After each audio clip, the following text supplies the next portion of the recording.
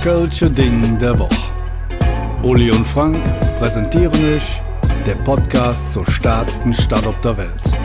Kompakt, subjektiv, völlig vor in die Nummer und natürlich für lau. Hallo Freunde des gediegenen Kölschen Liedguts, heute ziselieren wir für euch die sentimentalste Hymne über Köln auseinander. Und wie sollte es auch anders sein, ist auch mein liebster und bereits jetzt heiße Tränen vergießender Uli wieder am Start. Und um welche Hymne dreht es sich denn? Mir gegenüber sitzt der Kölscheste aller Kölschen, Frank, und natürlich geht's um das Kölscheste aller Kölschen Lieder von Willi Ostermann. In Köln am Ring bin ich geboren, ich han und dat litt mir im Sinn.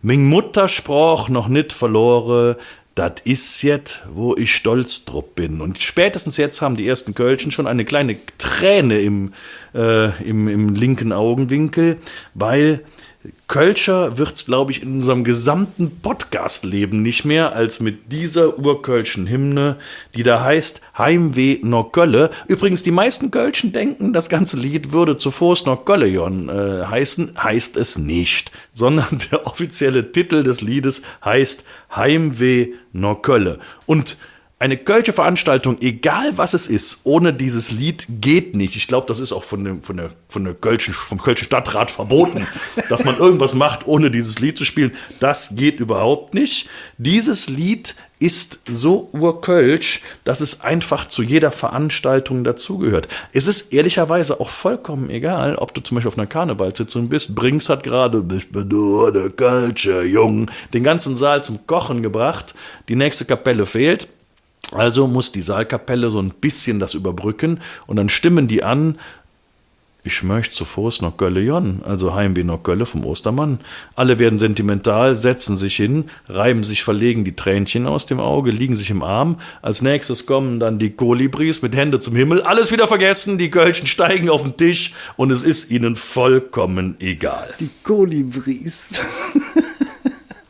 Ja, also ich würde sagen, schon bei der Uraufführung hat der eine oder andere sich mit absoluter Sicherheit ein Tränchen verdrückt, weil das war nämlich zur Beerdigung von Willi Ostermann am 10. August 1936.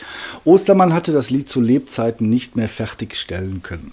Geschrieben hatte Ostermann den Text des Refrains und die ersten Strophen bereits im Krankenbett kurz vor seinem Tod und stellte sie seinem Freund und Karnevalisten Thomas Liessem vor. Eine durchaus umstrittene Figur, aber das ist jetzt hier nebensächlich. Ja, okay. Also Liessem erzählte später, dass er das Lied von Ostermann dann fertiggestellt hätte und hat aber auch nie verraten, wie viel er denn da selber getan hat. Wie auch immer, ist auch im Endeffekt völlig egal.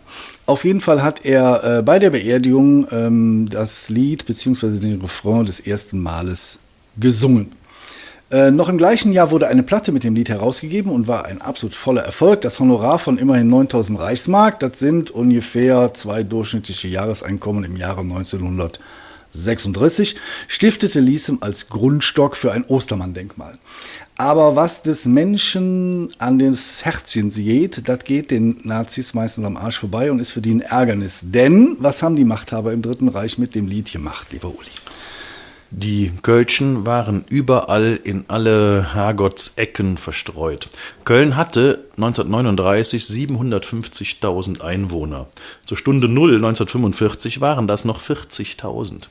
Die Kölschen sind nicht alle beim Bombenhagel umgekommen, 20.000 Bombentote hatten wir, aber die ganzen Kölschen sind irgendwohin verfrachtet worden, damit sie dem Bombenkrieg aus dem Weg gehen können, und in dieser Stadt, die zu 80% zerstört war, konnte man auch nicht mehr leben im Übrigen.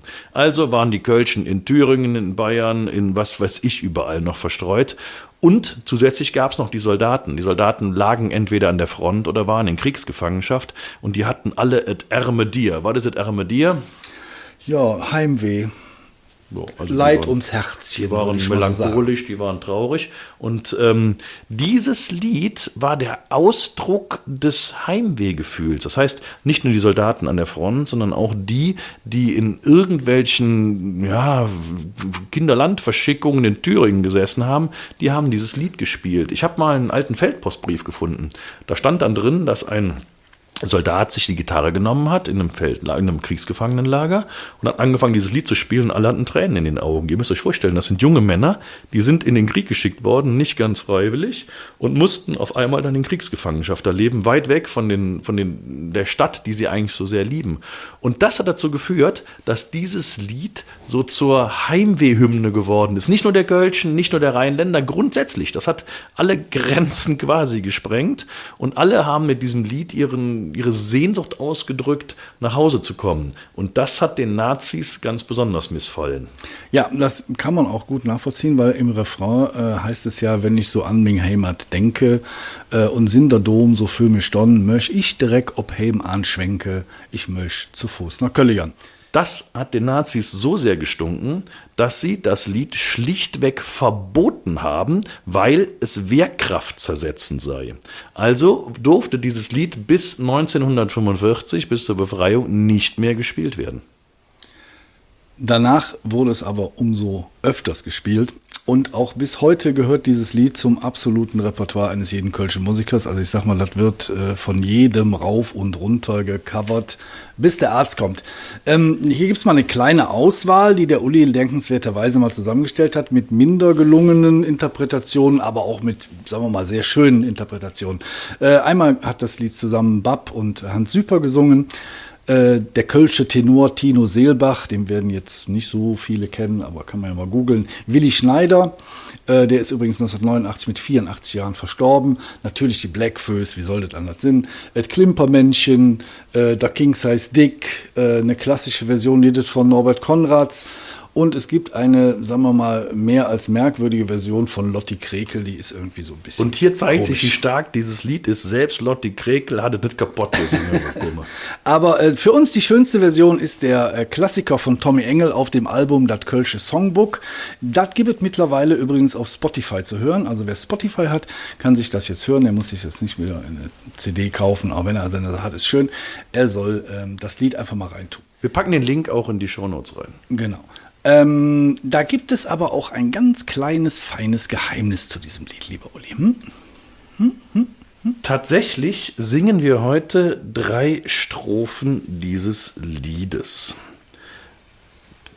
Eigentlich gab es aber, und wenn man in den originalen Notenheften der Ostermann-Lieder nachguckt, gab es 4 Strophen. Und eine Strophe, die wollen wir mal sagen, die war stramm national. Die zweite Strophe die lautete nämlich, ich han so oft vom Ring gesungen und von unserem schönen deutschen Strom, so deutsch wie Ming, Leder he Klunge, so deutsch blieb Köln mit singem Dom. Gut, das ist jetzt schon ein bisschen angebräunt. Ist einmal Deutsch zu viel. Ne? Das ist vielleicht mindestens einmal Deutsch zu viel. Und diese Strophe findet sich nirgendwo. Auf den Platten nicht, auch auf den ganzen Coverversionen nicht und sonst was. Aber in den Partituren und Liedzetteln finden wir das. Ich habe dann mal die Ostermann-Gesellschaft angerufen und habe gefragt bei der Pressesprecherin Petra Sippel. Und Petra Sippel sagte mir, wortwörtlich, ich zitiere, vom Arrangement gibt es 3 verschiedene Versionen. Der Text ist aber gleich und es besteht eben aus den bekannten 4 Strophen. Warum nun gerade die zweite Strophe, das ist die unter den Tisch gefallen ist, wenig gesungen wird, erschließt sich uns nicht. Ja, uns schon. Uns schon, ja. Vielleicht liegt es daran, dass auf den alten Shellac-Platten nur ein begrenzter Text gesungen und deshalb das ganze Lied nicht aufgenommen werden konnte. Es gibt in der Tat keinen Tonträger, auf dem alle 4 Strophen gesungen werden. Naja, sagen wir mal so, uns erschließt es sich schon. Es ist jetzt halt mehr Deutsch als Kölsch. Ja, vor allem, das ist die zweite Strophe, ne? Das ist die zweite Strophe, ja, das ist natürlich auch klug, wenn die Shellac-Platte dann sagt, nee, die zweite Strophe ist mir zu lang. Das passt nicht auf die Shellac-Platte drauf.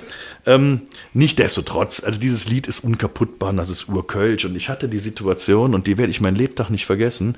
Ich war mit einer Gruppe am Ostermannplatz und dann, je nachdem wie die Gruppe so drauf ist, erzähle ich denen auch diese Geschichte von diesem Lied und spiele es vielleicht auch vor. Und dann kam auf einmal so ein Typ aus dem Off raus und stellte sich dahin, ein Riesenbär, 2 Meter groß, und hörte sehr aufmerksam zu, wie ich das immer mache bei den Stadtführern, und sagte, komm ruhig näher, kannst du zuhören und so. Und ja, er kennt das Lied. Wir waren kaum fertig mit der Erklärung, kam der auf mich zu, knöpfte sein Hemd auf und zeigte mir seine nackte Brust. Auf dieser nackten Brust war der Refrain des Liedes tätowiert. über die ganze Brust, wenn ich so an meine Heimat denke und so weiter. Und ihr könnt euch vorstellen, ein bisschen Angst hatte ich schon, aber ich war auch etwas fasziniert. Also es war eine Mischung aus beidem. Ja, also ich glaube auch der voll tätowierte Kollege, der fängt immer an zu kriechen, wenn das Lied läuft. Ne? Also du machst die Musik an, das Lied läuft, zack, am Kriechen. Also das klappt immer, das ist egal in welcher Version. Spätestens, wenn die Textzeile kommt, und luren ich vom Himmel Pötzje, der Einzee ob mein Vaterstadt, weil stell ich noch der Boven sare, wie jenig dich mi Kölle hat. Da heult auch der Uli wie ein Kriechpupp und das will was heißen. Und deswegen ist dieses Lied auf Platz 2 der kölschen Lieder, die auf Beerdigungen gespielt werden, weil Platz 1 ist natürlich Niemals geht man so ganz. von Trude Herr. Ja. In diesem Sinne würde ich sagen, verdrückt euch ruhig mal ein Tränchen und malet Jod. Vielen, vielen Dank, dass ihr zugehört habt und denkt dran, in Gölle am Ring bin ich geboren. Malet Jod, bis demnächst. Vielen Dank fürs Zuhören. Und da wir natürlich absolut davon ausgehen, dass euch der Podcast gefallen hat, folgt ihr jetzt natürlich auch bei Spotify und zusätzlich noch auf der Webseite des Köln-Lotsen, köln-lotse.de oder bei dem ganzen Social-Media-Gedöns, Instagram, Facebook und wie sie alle heißen, überall einfach Köln-Lotse gucken, dann findet ihr uns.